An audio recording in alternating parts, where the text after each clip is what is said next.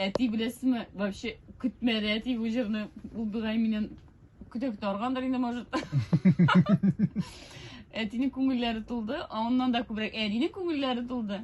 Анарысын кім жыры бұл дейлер, шундай матур жыр дейлер, метен менекі, әй, олда бұтырасың шунда дейлер, менекі енді мәйден ішігінде.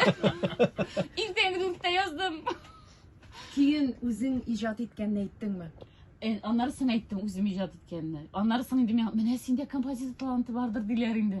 Метем yok енді, метем менің көңілде просто 5 жыл бойы метем жүрген енді ол видимо. Шуан көре шылай Ташыған енді ол.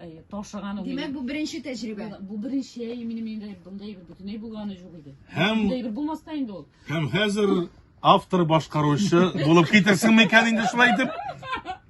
Yok енді олай менде Рүстем. Әйтем бит бұл мен шулай жиылып келген видимо менің шундай тілегім көп болғандыр.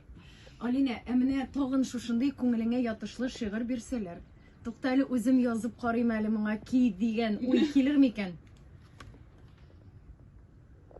Білесің бе, мен біріншіден қорқам кіші ұшар деп башқа жырға.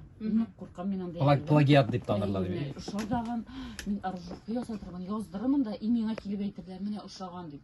Менің үшін бек не өтіге, жүді қорқыныш әйбер ол. Нектеге достарың бар бе тыңлата тұрған? Білмеймін де. Аларға шансаң мұна.